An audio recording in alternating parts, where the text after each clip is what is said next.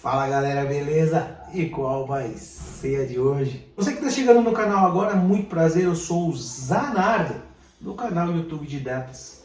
Hoje é dia 13/1/2018.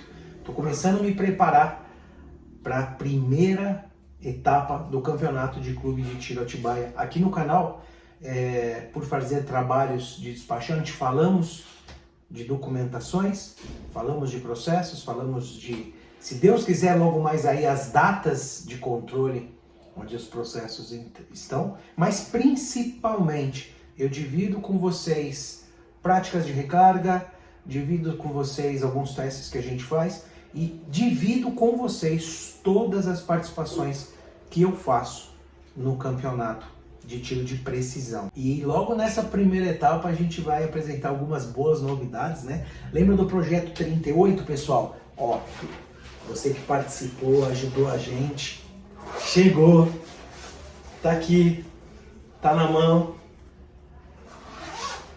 ainda do jeitinho que veio, ó, fechadinho no plástico.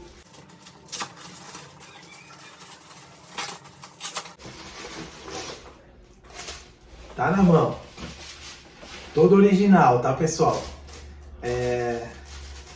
Para esse projeto 38, algumas pessoas muito importantes nos ajudaram e outras também estão ajudando. Morigi tá com a gente nessa, ajudando a gente com projéteis para ele continuar a parceria de sucesso. JMA tá com a gente também para os DAIs que a gente utiliza.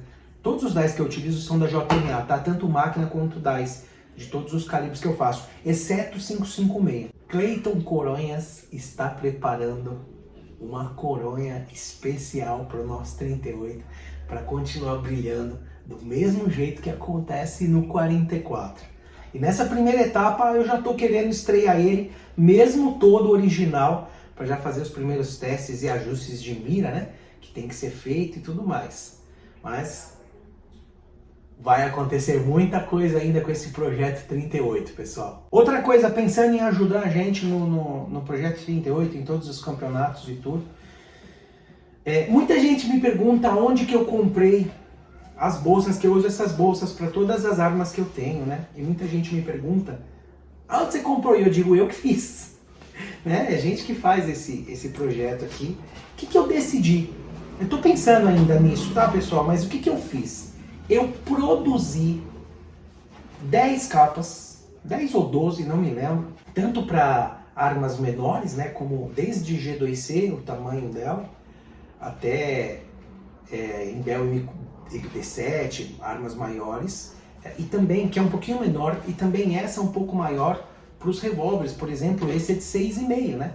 Ele é de 6,5 e cabe perfeitamente. Então, preparei essas bolsas para ver se eu faço uma ação de ajuda com sorteio, alguma coisa assim. Vou pensar em alguma coisa, mas tem esse projeto aqui em andamento também. Dia 18 agora é a primeira etapa, do dia 18 ao 21, são 4 dias, né? E várias categorias acontecem. E eu, enquanto eu me preparo e faço as munições, essa aqui é de 44 Magnum. E nem 44 Magnum é um calibre difícil, né? Que é mais voltado para caça, só que o resultado dele na precisão é fantástico. E lá nós temos dois campeonatos que podem ser feitos, duas modalidades que podem ser feitas com 44 Magnum. Então eu estou aqui preparando as munições para ele. Exemplo, existe uma categoria na qual 44 e o 454 Cazul são 10 disparos, duas baterias de 5 e 5 com 2 minutos cada um. É bem seletivo, porque você só tem 10 chances de fazer pontuação. Então é bem concorrido, é bem acirrado. Quem pensa que é pouco disparo, não vale, é campeonato fraco, é o contrário, tá, meu amigo?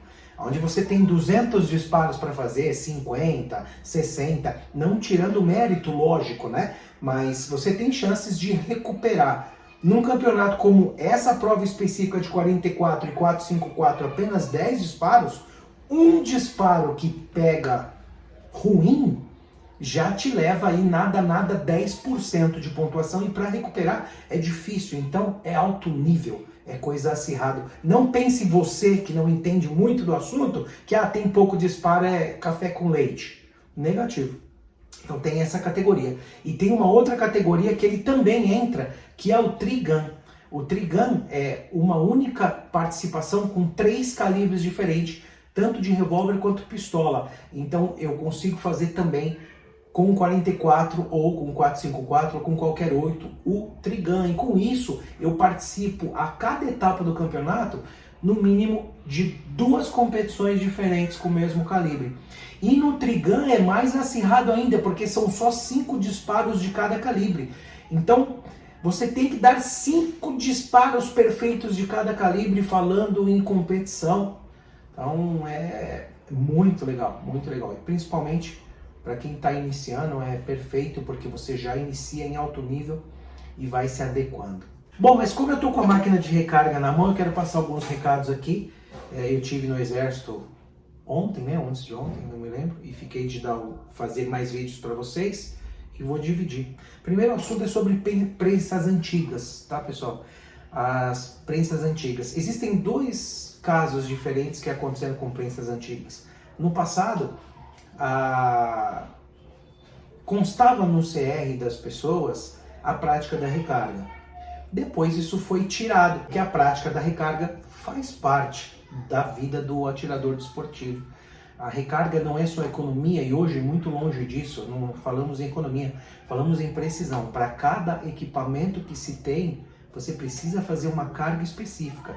Os resultados que eu tenho com esse 44 é fora do normal, tá? Ganhamos campeonatos com ele, muitas medalhas, troféu e tudo mais. Já há 2 anos atuando com ele, 3 anos atuando com ele. Mas para isso eu tive que chegar na receita perfeita de munição. Falando de altura, de pólvora, de modelo, de ponta. E isso só se faz através da recarga. Com o original não se consegue, de jeito nenhum. Mas bem, 2 coisas aconteceram nesse processo. Quando se tirou dos CRs a prática da recarga, muitas máquinas de atiradores mais antigos simplesmente desapareceram. Elas sumiram. Máquinas e DAIs, devidamente registradas, tudo certinho. Elas desapareceram. E muita gente nem sabe disso. Só que agora, com a exigência de que só compra insumo quem tiver uma máquina apostilada, essa pessoa vai ser prejudicada. Para essas máquinas que sumiram, o que você precisa fazer? Quando se apostila uma máquina, você tem uma cópia do anexo, né, ao seu CR. E lá diz, se você puxar um mapa, você vê isso também. Lá diz que você tem apostilado uma máquina assim, assim, assim. E você recebe, quando você faz esse documento, você recebe essa folha do anexo. Muito importante que você tenha, no mínimo, essa folha do anexo. Você precisa da folha do anexo, ou se você tiver cópia do processo de autorização, cópia do processo de compra, cópia da nota, você precisa de algum documento que comprove que houve a autorização, que houve a compra lícita, nota fiscal e que houve o apostilamento. E para isso, e assim, poder pleitear que retorne essa máquina que sumiu, que ela retorne para o seu acervo. Já fizemos vários processos desses e todos com sucesso, mas tendo documentação. Porque se não tiver documentação, não tem o que fazer. Se não tiver nenhuma prova desses processos que eu falei de autorização e registro, não tem o que fazer. Você tem uma prensa e ela some e você não tem como comprovar que ela estava anexa ao seu CR. Da mesma forma, hoje, no momento, as prensas que foram compradas naquela época que não precisava de registro, que deixou de ser PCE, houve uma janela, né, onde deixaram de ser PCE várias coisas relativas à recarga. E hoje, com essas prensas não tem como apostilar, não tem como documentar ela para te garantir a compra dos insumos conforme aí novas diretrizes.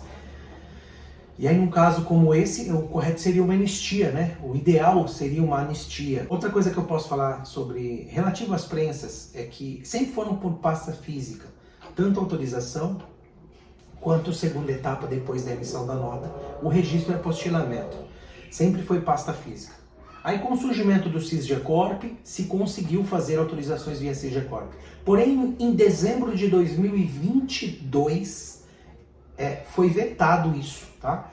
Mesmo processos que já estavam deferidos, foi indeferido. Eu mesmo tenho um desses. Eu tenho um DAI 556 que eu fiz, foi deferido, imprimi, salvei o arquivo e quando deu o aviso de dezembro, foi indeferido o processo, tá? Ele retroagiu aí, né? E voltou a ser somente pasta física. Só que pelo SysGeCorp, mesmo conseguindo fazer, a gente só fazia a autorização de compra. E a segunda etapa, que é o registro e apostilamento, que é o mais importante de todos. Aliás, tem muita gente que não fez isso. Tem muita gente que comprou autorização, nota fiscal e não apostilou. A sua máquina não existe por exército. Você não tem ela registrada, mesmo tendo autorização e nota, e você hoje não compra insumo, então você vai ter que se adequar e fazer o registro e apostilamento dessa máquina, tá? Da máquina, DAIs, tudo direitinho para te garantir a compra de insumos. Falando em pasta física, sobre assinaturas de pasta física eu posso ajudar alguma coisa também, porque hoje todos os processos via SysGeCorp precisam ser assinados via GovBR. E eu fui confirmar se os pasta física também deveriam seguir as mesmas diretrizes. E me foi passado aqui na 2RM que não. Pasta física continua sendo assinatura caneta azul, como sempre foi. Falando também em 2RM, conversei com eles e eles vão fazer a atualização do site logo mais, para que essas diretrizes e mudanças sejam mais fáceis de ser percebidas, tá? Mas o que eu queria dizer para vocês aí sobre máquinas e recarga, e vou fazer outros vídeos para poder ajudar ainda mais. Essa foi a de hoje, espero que tenham gostado, que de alguma forma eu tenha ajudado. Fica ligado até os próximos vídeos. Aquele abraço.